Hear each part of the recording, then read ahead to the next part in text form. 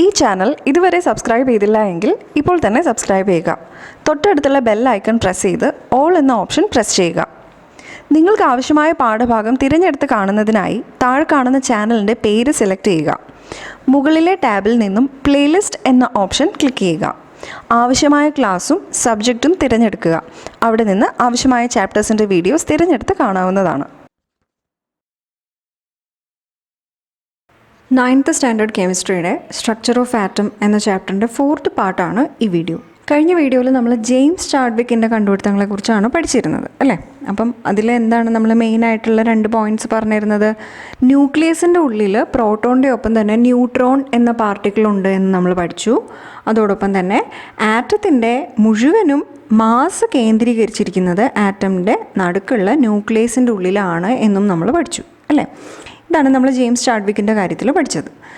ഇപ്പോൾ നമ്മൾ ഇലക്ട്രോണിനെയും പ്രോട്ടോണിനെയും ന്യൂട്രോണിനെയും കുറിച്ച് പഠിച്ചു അല്ലേ? നമ്മുടെ ആറ്റത്തിൻ്റെ ഉള്ളിലുള്ള 3 സബ് ആറ്റോമിക് പാർട്ടിക്കിൾസാണ് ഇലക്ട്രോൺ, പ്രോട്ടോൺ, ന്യൂട്രോൺ. ഇതിനെ 3നെയും കുറിച്ച് നമ്മളിപ്പോൾ ഏകദേശം ഒന്ന് പഠിച്ചു കഴിഞ്ഞു. അതിൻ്റെ മാസിനെ കുറിച്ചൊക്കെ നമ്മൾ കഴിഞ്ഞ ക്ലാസ്സിൽ പഠിച്ചതാണല്ലോ. അപ്പോൾ അതെല്ലാം കൂടെ ഒന്ന് സംഗ്രഹിച്ച് ഒരു യെല്ലോ കളർ ബോക്സിൽ കൊടുത്തിരിക്കുന്ന കണ്ടോ, ജെയിംസ് ചാഡ്വിക്ക് എന്നുള്ള ടോപ്പിക്കിന് താഴെയായിട്ട്. അത് നമുക്ക് നോക്കാം. എന്താണ്? ആദ്യമായിട്ട് ഇലക്ട്രോണിൻ്റെയും പ്രോട്ടോണിൻ്റെയും ന്യൂട്രോണിൻ്റെയും ചാർജിനെ കുറിച്ചാണ് പറഞ്ഞിരിക്കുന്നത്. ഇലക്ട്രോൺ ഏത് ചാർജാണ്? നെഗറ്റീവ് ചാർജാണ്. പ്രോട്ടോണോ പോസിറ്റീവ് ചാർജാണ്. ന്യൂട്രോണിന് ചാർജ് എന്തെങ്കിലും ഉണ്ടോ? ഇല്ല, ചാർജ് ലെസ് ആണ്, ചാർജ് ഇല്ല. രണ്ടാമത്തെ പോയിൻ്റ് എന്തിനെ കുറിച്ചാണ് പറയുന്നത്? മാസിനെ കുറിച്ചാണ്. മാസിനെ കുറിച്ച് നമ്മൾ കഴിഞ്ഞ ക്ലാസ്സിൽ പഠിച്ചിരുന്നു. എങ്ങനെയാണ് പറഞ്ഞത്? പ്രോട്ടോണിൻ്റെ മാസ് എന്താണെന്ന് നമ്മൾ പറഞ്ഞു. പ്രോട്ടോണിനെ കുറിച്ച് പഠിച്ചപ്പോൾ പറഞ്ഞിരുന്നു പ്രോട്ടോണിൻ്റെ mass equal to hydrogen atom. ഒരു ഹൈഡ്രജൻ ആറ്റത്തിന് എന്ത് മാസ് ഉണ്ടോ ഏതാണ്ട് അതേ മാസ് തന്നെയാണ് ഒരു പ്രോട്ടോണിൻ്റെ മാസ് എന്ന് പറയുന്നത്. നമ്മൾ പഠിച്ചതല്ലേ കഴിഞ്ഞ ക്ലാസ്സിൽ? അതുകൊണ്ട് ആ നടുക്കത്തെ കോളം നോക്കൂ. പ്രോട്ടോണിൻ്റെ മാസ് എന്താണെന്ന് പറഞ്ഞിരിക്കുന്നു? Mass equal to that of a hydrogen atom. ഇനി ഈ പ്രോട്ടോണിൻ്റെ മാസ് തന്നെയാണ് ന്യൂട്രോണിൻ്റെയും പറഞ്ഞിരുന്നല്ലോ, രണ്ടിനും സെയിം മാസ് ആണെന്ന്. അങ്ങനെയാണെങ്കിൽ ഒരു ന്യൂട്രോണിൻ്റെ മാസ് എന്തായിരിക്കും? അതും mass equal to that of a hydrogen atom ആയിരിക്കും. അങ്ങനെയാണെങ്കിൽ ഇലക്ട്രോണിൻ്റെ മാസ് എന്താണെന്ന് നമ്മൾ പറഞ്ഞു. നമ്മൾ കഴിഞ്ഞ ക്ലാസ്സിൽ പറഞ്ഞിരുന്നു എന്താണ്? ഒരു പ്രോട്ടോണിൻ്റെ മാസിൻ്റെ 1/2000 ടൈംസ്.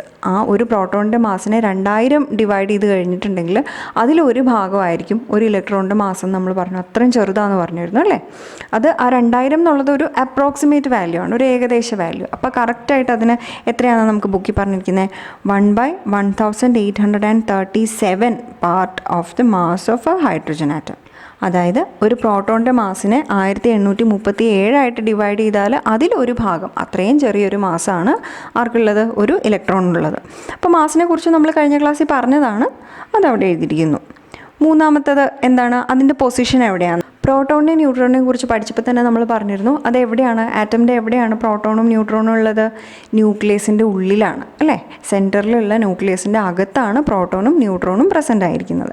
അപ്പോൾ അതെവിടെയാണെന്ന് പറഞ്ഞിരിക്കുന്നു? സീൻ ഇൻ ന്യൂക്ലിയസ് എന്ന് രണ്ടിനും പറഞ്ഞിരിക്കുന്നു. അതേപോലെ തന്നെ ഇലക്ട്രോൺ എവിടെയാണ് ഉണ്ടാവുക?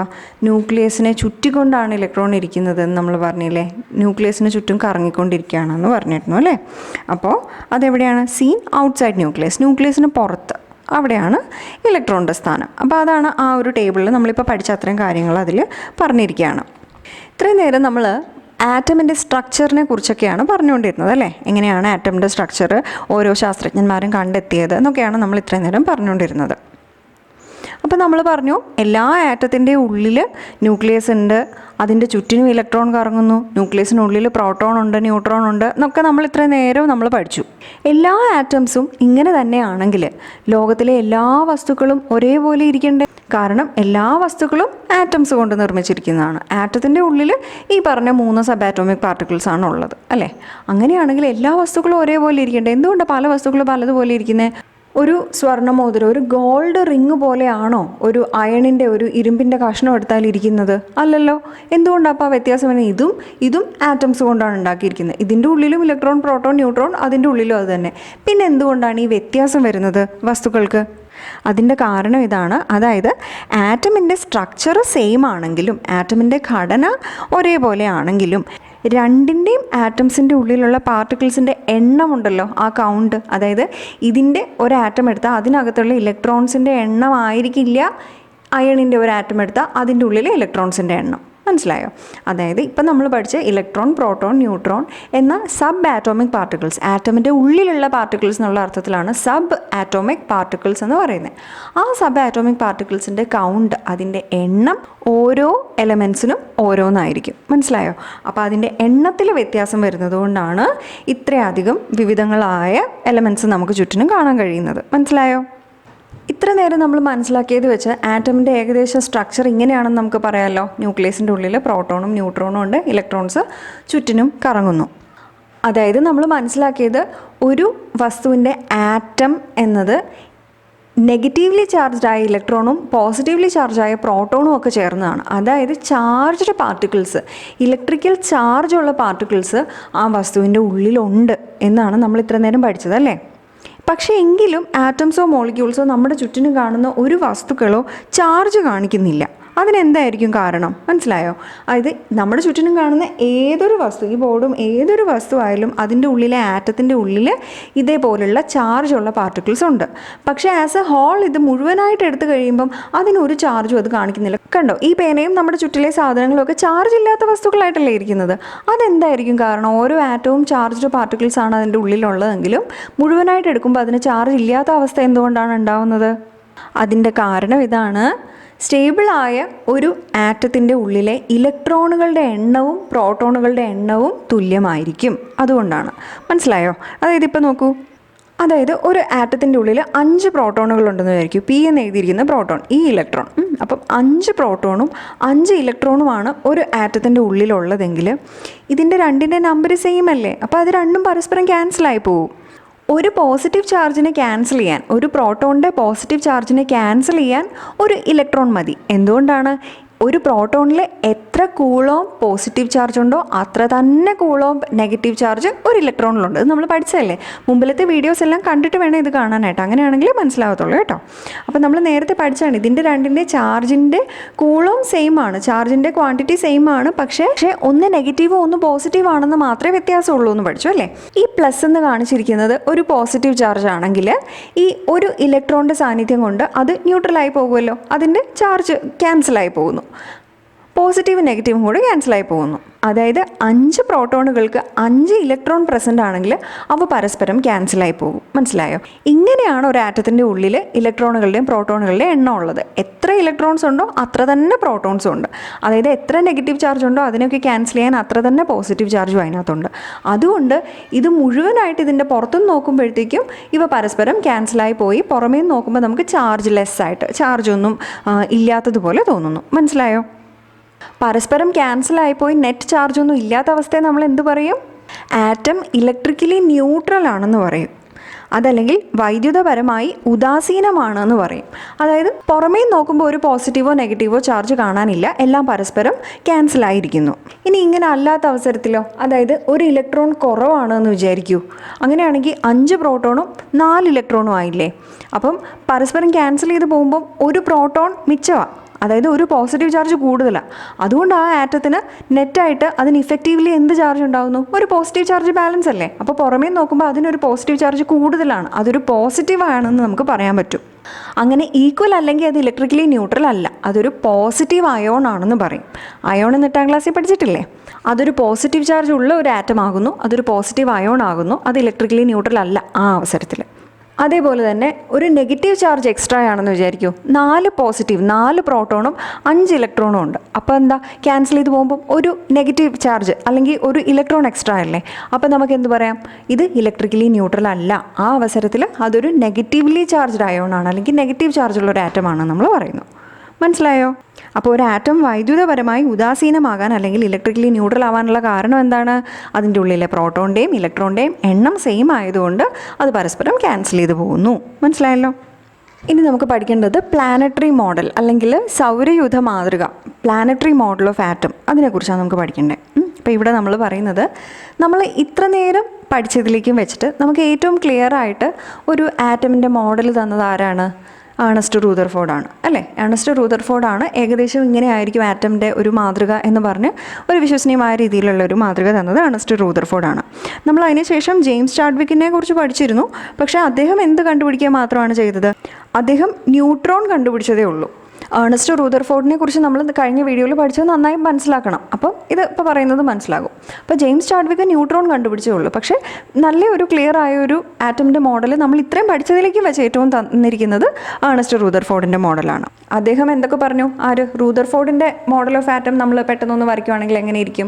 റൂദർഫോർഡാണ് പറഞ്ഞത് നടുക്ക് സെൻറ്ററിൽ ന്യൂക്ലിയസ് ഉണ്ട്, അതിൻ്റെ ഉള്ളിൽ പ്രോട്ടോൺ ഉണ്ട്, ന്യൂട്രോൺ. റൂദർഫോർഡിൻ്റെ നമ്മളിവിടെ വരയ്ക്കും. അപ്പോൾ ന്യൂട്രോൺ അദ്ദേഹം കണ്ടുപിടിച്ചിട്ടില്ല, അതിനുശേഷം വന്ന ജെയിംസ് ചാഡ്വിക്ക് ആണ്. അപ്പം റൂദർഫോർഡിൻ്റെ വരയ്ക്കുമ്പോൾ നമ്മൾ പ്രോട്ടോൺ മാത്രമേ വരയ്ക്കുന്നുള്ളൂ. ഓക്കെ. അതോടൊപ്പം തന്നെ ഇലക്ട്രോൺ ഇങ്ങനെ ന്യൂക്ലിയസിന് ചുറ്റും റൊട്ടേറ്റ് ചെയ്യുവാണ് എന്നുമാണ് ആര് പറഞ്ഞത്? റൂദർഫോർഡ് പറഞ്ഞത്. അതോടൊപ്പം തന്നെ അദ്ദേഹം ഒരു കാര്യം കൂടെ പറഞ്ഞു. ഇതിൻ്റെ മോഡൽ പറയുമ്പോഴത്തേക്കും അതും കൂടെ പറയണം. ഈ ആറ്റമിൻ്റെ മാസ് മുഴുവനും അതിൻ്റെ സെൻറ്ററിലെ ന്യൂക്ലിയസിലാണ് കോൺസെൻട്രേറ്റ് ചെയ്തിരിക്കുന്നതെന്നും റൂദർഫോർഡ് പറഞ്ഞു. കഴിഞ്ഞ വീഡിയോയിൽ പറഞ്ഞ കാര്യങ്ങളാണ്. ഇതിനെ പ്ലാനറ്ററി മോഡൽ അഥവാ ഈ റൂദർഫോർഡിൻ്റെ മോഡൽ ഓഫ് ആറ്റത്തിനെ പ്ലാനറ്ററി മോഡൽ അഥവാ സൗരയൂഥ മാതൃക എന്ന് വിളിക്കാനുള്ള കാരണം എന്താണെന്ന് പറഞ്ഞാൽ അദ്ദേഹം കാണിച്ചു തന്ന ഈ സ്ട്രക്ചർ സോളാർ സിസ്റ്റം പോലെയാണ് ഇരിക്കുന്നത്, സൗരയൂഥം പോലെയാണ് ഇരിക്കുന്നത്. എന്താ കാര്യം?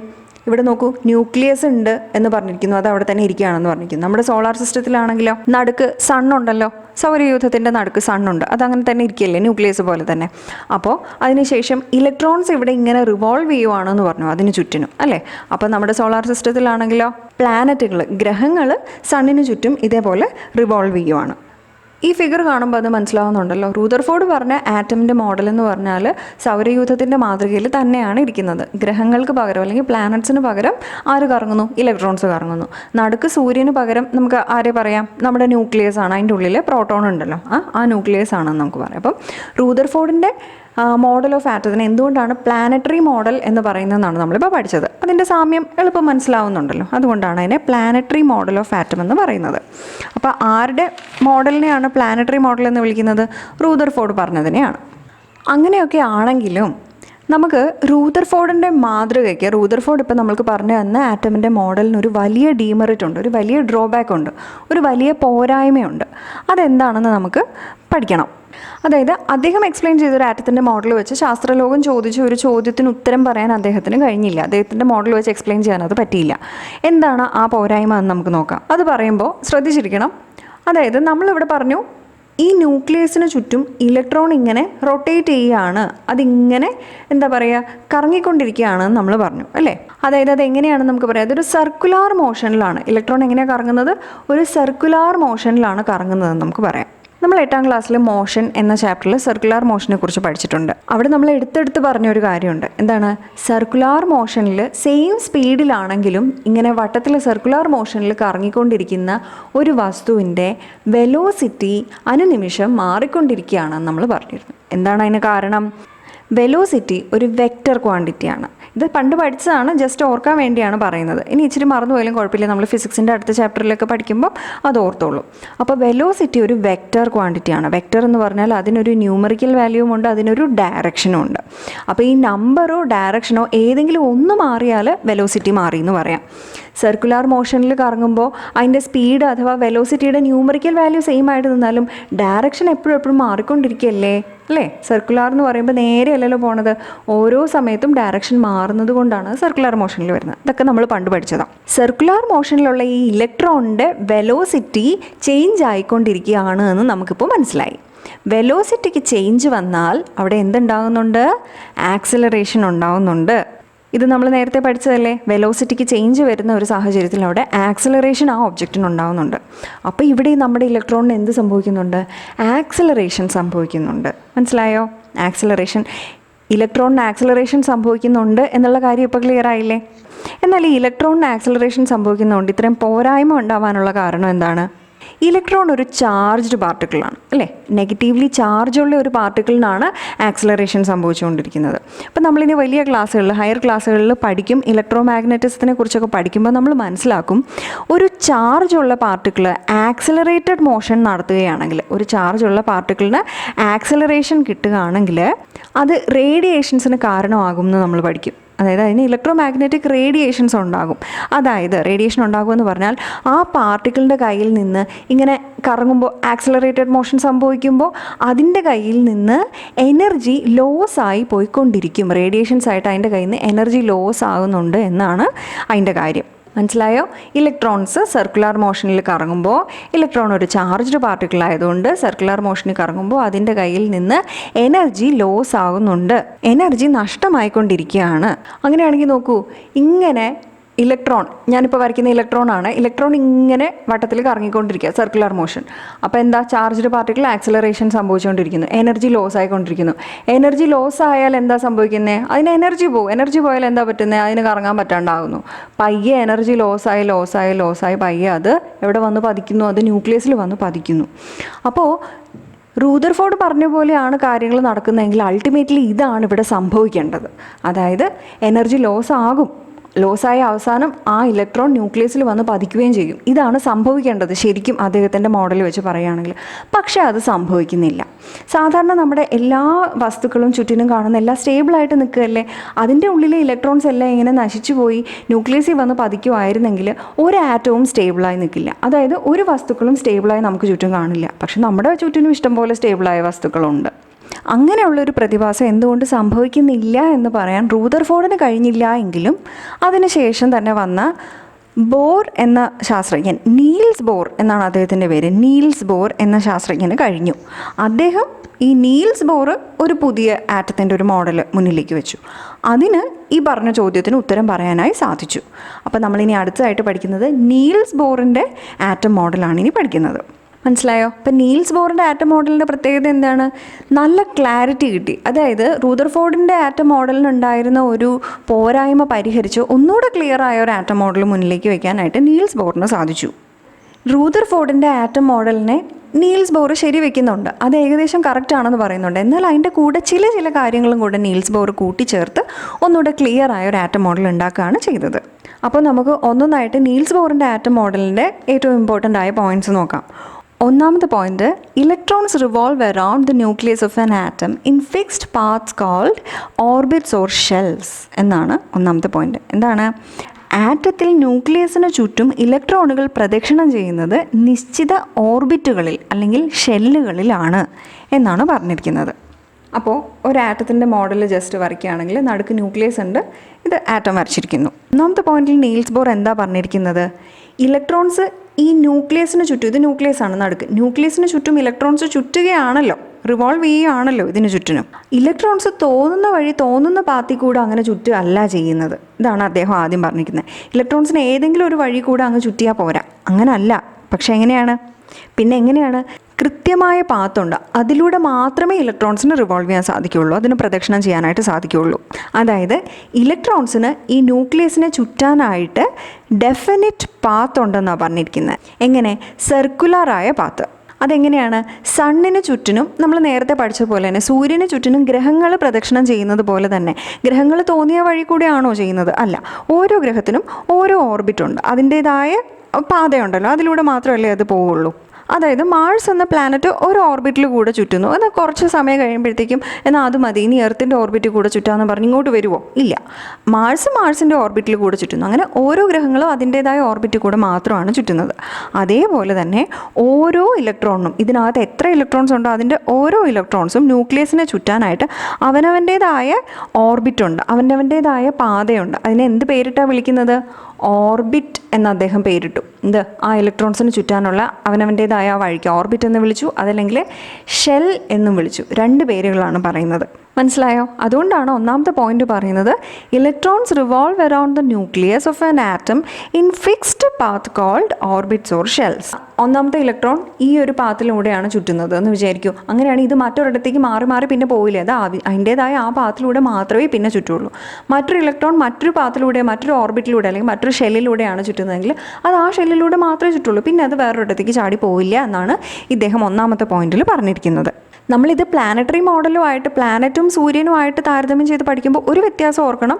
പ്ലാനറ്റുകളുടെ കാര്യത്തിൽ എങ്ങനെയാണ്? ഈ ഭൂമിയുടെ ഓർബിറ്റിലൂടെ ഭൂമി മാത്രമേ ചുറ്റുള്ളൂ, മറ്റൊന്നുമില്ല. പക്ഷേ ഇലക്ട്രോണുകളുടെ കേസിൽ ഒരു ഓർബിറ്റിലൂടെ ഒന്നിൽ കൂടുതൽ ഇലക്ട്രോൺസിന് ചുറ്റാം. കേട്ടോ, ആ പോയിന്റ് ഒന്ന് മനസ്സിൽ വെക്കണം. പിന്നീട് പഠിക്കുമ്പോൾ അത് ക്ലിയർ ആയിക്കോളും. എങ്കിലും ഒന്ന് ഓർത്ത് വെക്കുക, ഈ ഒരു ഓർബിറ്റ് എന്ന് പറയുമ്പോൾ ഒറ്റ ഇലക്ട്രോണിന് മാത്രമല്ല, മറ്റ് പല ഇലക്ട്രോൺസും ചിലപ്പോൾ ഈ ഓർബിറ്റിലുണ്ടാകും. പക്ഷേ ഇരിക്കുന്ന ഓർബിറ്റിൽ നിന്ന് അങ്ങോട്ടും ഇങ്ങോട്ടും അങ്ങനെ തോന്നിയ വഴി ചാടി പോവില്ല എന്നാണ് നമ്മൾ ഒന്നാമത്തെ പോയിന്റിൽ പഠിക്കുന്നത്. രണ്ടാമത്തെ പോയിന്റ് എന്താ പറയുന്നത്? Electrons in each shell have a definite energy, hence shells are also called energy level എന്നാണ് രണ്ടാമത്തെ പോയിന്റ്. അതെന്താണ്? ഓരോ ഷെല്ലിലെയും ഇലക്ട്രോണുകൾക്ക് ഒരു നിശ്ചിത ഊർജമുണ്ട്. അതിനാൽ ഷെല്ലുകളെ ഊർജ നിലകൾ അല്ലെങ്കിൽ എനർജി ലെവൽസ് എന്ന് പറയും. നന്നായി മനസ്സിലാക്കണോ അത്? നമ്മളിപ്പോൾ പഠിച്ച ഓർബിറ്റ് അല്ലെങ്കിൽ ഷെല്ലിനൊരു പുതിയ പേരും കൂടെ കൊടുക്കുക. നമ്മൾ ഇലക്ട്രോണിൻ്റെ പാതയ്ക്ക്, ഇലക്ട്രോൺ പോകുന്ന പ്രദക്ഷിണം ചെയ്ത വഴിക്ക് ഒന്നെങ്കിൽ ഓർബിറ്റ് എന്ന് വിളിക്കാമെന്ന് പറഞ്ഞു, ഷെല്ലെന്ന് വിളിക്കാമെന്ന് പറഞ്ഞു.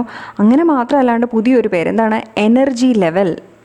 അങ്ങനെയുള്ളൊരു പുതിയ പേരും കൂടെ ആ പ്രദക്ഷിണം ചെയ്യുന്ന പാതയ്ക്ക് കൊടുക്കുകയാണ്. എനർജി ലെവൽ അല്ലെങ്കിൽ ഊർജ നില എന്നാണ് പറയുന്നത്. ആ പേരിൽ നിന്ന് തന്നെ നമുക്ക് കാര്യം മനസ്സിലാകും. അതായത് ഓരോ പാത്തും, ഇതൊരു ഇലക്ട്രോണിൻ്റെ പാത്താണെന്നിരിക്കട്ടെ, ഇത് മറ്റൊരു പ്രദക്ഷിണം ചെയ്യാനുള്ള മറ്റൊരു പാത്താണെന്നിരിക്കട്ടെ. അങ്ങനെ ഇപ്പം 1, 2, 3 പാത്തുകൾ നമ്മളിവിടെ വരച്ചിട്ടുണ്ടെന്നിരിക്കട്ടെ. ഇത് ഒന്നാമത്തെ, രണ്ടാമത്തെ, ഇത് മൂന്നാമത്തെ, ഏറ്റവും പുറത്തെ. ഇതെല്ലാം ഓരോ ഊർജ നിലകളാണ് അല്ലെങ്കിൽ ഒരു എനർജി ലെവലാണെന്നാണ് പറയുന്നത്. അതായത് ഈ ഓരോ ഓർബിറ്റിനും അതിൻ്റേതായ ഊർജ്ജം അതിൻ്റെ കയ്യിലുണ്ട്, ഓരോ എനർജി ഇതിൻ്റെ കയ്യിലുണ്ട്. അപ്പോൾ ഇതിൻ്റെ ഉള്ളിലിരിക്കുന്ന ഇലക്ട്രോണിനും അതേ എനർജി ആയിരിക്കുമല്ലോ ഉള്ളത്. ഈ ഒന്നാമത്തെ ഈ ഷെല്ലിൽ ഒരു ഇലക്ട്രോൺ ഉണ്ടെന്ന് വിചാരിക്കും, അതിനൊരു ഊർജ്ജ നിലയുണ്ട്. അപ്പോൾ ആ ഊർജ്ജമാണ് ഈ ഇലക്ട്രോണിൻ്റെ കയ്യിലിരിക്കുന്നത്. രണ്ടാമത്തതിൽ മറ്റൊരു ഇലക്ട്രോൺ ഉണ്ടെന്ന് വിചാരിക്കും, അത് ഈ രണ്ടാമത്തെ പാത്തിലൂടെ കറങ്ങിക്കൊണ്ടിരിക്കുകയാണ്. അപ്പോൾ രണ്ടാമത്തെ എനർജി ലെവലിൻ്റെ, രണ്ടാമത്തെ ഷെല്ലിൻ്റെ അല്ലെങ്കിൽ രണ്ടാമത്തെ എനർജി ലെവലിൻ്റെ ഊർജ്ജ നില എന്താണോ ആ ഊർജ്ജം തന്നെയായിരിക്കും ഈ ഇലക്ട്രോണിൻ്റെയും കയ്യിലുണ്ടാവുക. മനസ്സിലാവുന്നുണ്ടോ? അതുകൊണ്ടാണ് പറഞ്ഞിരിക്കുന്നത് electrons in each shell have a definite energy എന്ന്. അതായത് ഈ ഒന്നാമത്തെ ഓർബിറ്റിലൂടെ പോകുന്ന ഈ ഇലക്ട്രോണിൻ്റെ കയ്യിൽ ഒരു നിശ്ചിത ഊർജ്ജമുണ്ട്. രണ്ടാമത്തെ ഓർബിറ്റിലൂടെ പോകുന്ന ഇലക്ട്രോണിൻ്റെ കയ്യിൽ ഇച്ചിരി കൂടെ കൂടിയ ഒരു ഡെഫിനിറ്റ് എനർജി ഉണ്ട്, കൂടിയ ഒരു നിശ്ചിത ഊർജ്ജം ഇതിൻ്റെ കയ്യിലുണ്ട്. മൂന്നാമത്തതിൽ കൂടെ പോകുന്ന ഇലക്ട്രോണിൻ്റെ കയ്യിലോ ശകലം കൂടി ഇതിനേക്കാളൊക്കെ കൂടി ഇച്ചിരി കൂടെ കൂടിയ ഒരു നിശ്ചിത എനർജി അതിൻ്റെ കയ്യിലുണ്ട്. അതുകൊണ്ടാണ് ഈ ഓർബിറ്റുകളെ അല്ലെങ്കിൽ ഷെല്ലുകളെ എനർജി ലെവൽസ് അല്ലെങ്കിൽ ഊർജ്ജ നിലകൾ എന്നും കൂടെ വിളിക്കുന്നത്. മനസ്സിലാവുന്നുണ്ടോ? ഇനി ബാക്കി പഠിക്കുമ്പോൾ ഒന്നുകൂടെ കൃത്യമായിട്ടത് മനസ്സിലാകും. അതുകൊണ്ട് ഈ പ്രദക്ഷിണം ചെയ്യുന്ന പാതയ്ക്ക് നമ്മൾ ഓർബിറ്റ് എന്നും ഷെൽ എന്നും ഒക്കെ ഉള്ള പേര് വിളിക്കുന്നത് മനസ്സിലാക്കാനുള്ള എളുപ്പത്തിലാണ്. പക്ഷേ എനർജി ലെവൽ അല്ലെങ്കിൽ ഊർജ്ജ നില എന്ന പേരാണ് അതിൻ്റെ യഥാർത്ഥ അർത്ഥം കാണിക്കുന്ന പേര്. എനർജി ലെവൽ എന്ന് ഇതിനെ ഓരോന്നിനും വിളിച്ചാൽ നമുക്ക് കൃത്യമായിട്ട് കാര്യം മനസ്സിലായി. എന്താണ്? ഓരോ പൊസിഷനുകൾക്കും ഓരോ എനർജിയാണ് അതിൻ്റെ കയ്യിലുള്ളതെന്ന് മനസ്സിലായോ? മൂന്നാമത്തേതും വളരെ ഇമ്പോർട്ടൻ്റ് ആയൊരു പോയിൻ്റ് എന്താണ്? As long as an electron revolves in a particular orbit, its energy remains constant എന്നാണ് പറഞ്ഞിരിക്കുന്നത്. എന്താ? ഒരു നിശ്ചിത ഷെല്ലിൽ പ്രദക്ഷിണം ചെയ്യുന്നിടത്തോളം കാലം ഇലക്ട്രോണുകൾക്ക് ഊർജം കൂടുകയോ കുറയുകയോ ചെയ്യുന്നില്ല. വായിക്കുമ്പോൾ തന്നെ കൃത്യമായിട്ട് കാര്യം മനസ്സിലാവും. ഈ ഒരു പോയിന്റിലൂടെ, ഈ ഒരു മൂന്നാമത്തെ പോയിന്റിലൂടെയാണ് നമ്മൾ നേരത്തെ പഠിച്ച റൂദർഫോർഡിൻ്റെ മോഡൽ ഓഫ് ആറ്റത്തിന് ഒരു പോരായ്മ ഉണ്ടായിരുന്നു എന്ന് പറഞ്ഞില്ലേ, അത് ഇദ്ദേഹത്തിൻ്റെ മോഡൽ മറികടന്നു എന്നും പറഞ്ഞില്ലേ. ഈ ഒരു കാര്യം പഠിക്കുമ്പോൾ കൃത്യമായിട്ട് എങ്ങനെയാണ് ബോർസ് മോഡൽ അതിനെ മറികടന്നത് എന്ന് നമുക്ക് മനസ്സിലാക്കാനായിട്ട് സാധിക്കും. എന്താണ്? ഒരു നിശ്ചിത ഷെല്ലിൽ പ്രദക്ഷിണം ചെയ്യുന്നിടത്തോളം കാലം, കണ്ടോ, ഈ ഒരു നിശ്ചിത ഷെല്ലിൽ പ്രദക്ഷിണം ചെയ്യുന്നിടത്തോളം കാലം ആ ഇലക്ട്രോണുകൾക്ക് ഊർജം കൂടുകയോ കുറയുകയോ ചെയ്യുന്നില്ല. അതിൻ്റെ എനർജി കോൺസ്റ്റൻ്റ് ആയി നിൽക്കുന്നു. ഓരോ ഓർബിറ്റിനും ഓരോ എനർജിയാണെന്ന് നമ്മൾ മുമ്പ് പഠിച്ചല്ലോ. അതുകൊണ്ട് തന്നെ അതിൽ കറങ്ങുന്ന ഇലക്ട്രോണിനും അതേ എനർജി ആയിരിക്കും. ഇലക്ട്രോൺ റിവോൾവ് ചെയ്യുമ്പോൾ അല്ലെങ്കിൽ പ്രദക്ഷിണം ചെയ്യുമ്പോൾ ഓർബിറ്റ് മാറിപ്പോകുന്നൊന്നുമില്ലല്ലോ, അത് ആ സെയിം ഓർബിറ്റിൽ തന്നെയല്ലേ നിൽക്കുന്നത്. അതായത് കറങ്ങുന്നിടത്തോളം അതിൻ്റെ എനർജി സെയിം ആയി തന്നെ നിൽക്കും.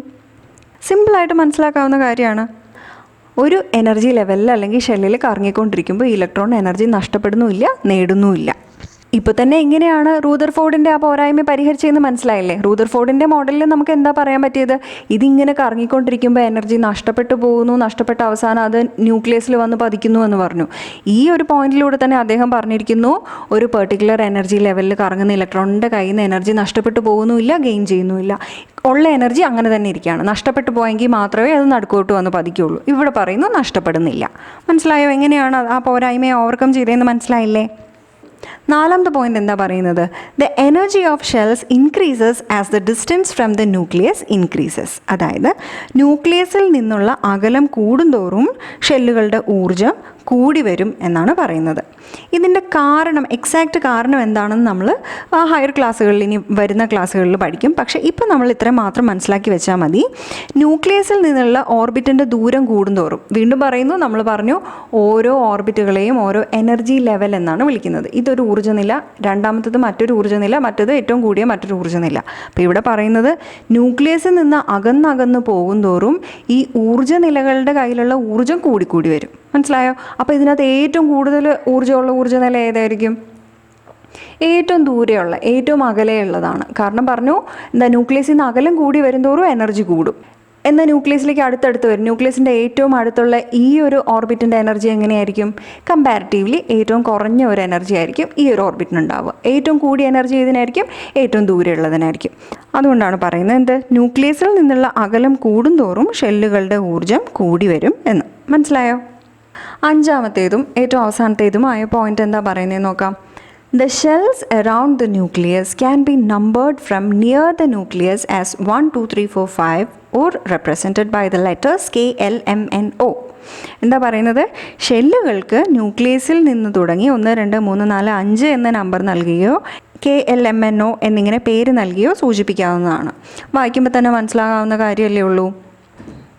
അതായത് ഈ ഷെല്ലുകൾക്ക്, ന്യൂക്ലിയസ് ഇവിടെ ഞാൻ 4 ഷെല്ലുകൾ ഇപ്പോൾ കാണിക്കാനായിട്ട് വരച്ചിട്ടുണ്ട്. ഈ ഷെല്ലുകൾക്ക് അല്ലെങ്കിൽ ഓർബിറ്റുകൾക്ക് അല്ലെങ്കിൽ എനർജി ലെവലുകൾക്ക് പേരിടുന്നത് വളരെ സിമ്പിളാണ്. പേരിടുന്നത് എങ്ങനെയാണെന്നാണ് ഇപ്പോൾ പറയുന്നത്. അതായത് ന്യൂക്ലിയസിനോട് ഏറ്റവും അടുത്ത് നിൽക്കുന്ന ഷെല്ലിന് എങ്ങനെയാണ്? K എന്ന് വിളിക്കുന്നു. രണ്ടാമത്തേതിനെ L എന്ന് വിളിക്കുന്നു. പിന്നെ M എന്നും N എന്നും അഞ്ചാമതൊന്നുകൂടെ ഉണ്ടെങ്കിൽ O എന്നും വിളിക്കുന്നു. മനസ്സിലായോ? അഞ്ചാമത് ഒന്നുകൂടി ഉണ്ടായിരുന്നെങ്കിൽ O എന്ന് വിളിക്കായിരുന്നു. ഇപ്പോൾ ഞാനൊരു എക്സാമ്പിളിന് 4 എണ്ണം മാത്രം വരച്ചു. ആ രീതിയിൽ നമുക്ക് പേരിടാം. അപ്പോൾ ഏറ്റവും അടുത്തിരിക്കുന്നതിന് K എന്ന് വിളിക്കുന്നു എന്ന് ഓർത്ത് വയ്ക്കുക. അങ്ങനെ KLMN അങ്ങനെ പേരിട്ട് പോവുക. ഇനി നമുക്ക് നമ്പറുകളായിട്ടാണ് പേരിടണ്ടെങ്കിൽ, ഇതിപ്പോൾ ആൽഫബറ്റ് ആയിട്ടാണ് പേരിടണ്ടെങ്കിൽ, ഇത് ന്യൂക്ലിയസ് ആണ്, ന്യൂക്ലിയസിന് കാണിക്കാനായിട്ട് എന്നെ എഴുതിയിട്ടുണ്ടെന്നേ ഉള്ളൂ. ആൽഫബറ്റ് ആയിട്ടാണ് നമുക്ക് പേരിടണ്ടെങ്കിൽ ഇങ്ങനെ KLMN എന്നിടും. ഇനി അതിൽ നമുക്ക് നമ്പറായിട്ടാണ് അതിനെ സൂചിപ്പിക്കേണ്ടതെങ്കിലോ 1, 2, 3, 4 എന്ന് പേരിടുക.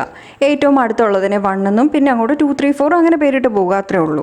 മനസ്സിലായല്ലോ? ഇത്രയും എളുപ്പമായിട്ടുള്ളൊരു പോയിൻ്റാണ് ഏറ്റവും അഞ്ചാമത് അദ്ദേഹം പറഞ്ഞിരിക്കുന്നത്. അപ്പോൾ ബോർസ് മോഡൽ ഓഫ് ആറ്റം എന്താണെന്നോ അദ്ദേഹം പറഞ്ഞ 5 പോയിന്റുകൾ എന്താണെന്നോ മനസ്സിലായല്ലോ. Mass number and atomic number എന്നുള്ള ടോപ്പിക്ക് നമുക്ക് അടുത്ത വീഡിയോയിൽ നോക്കാം.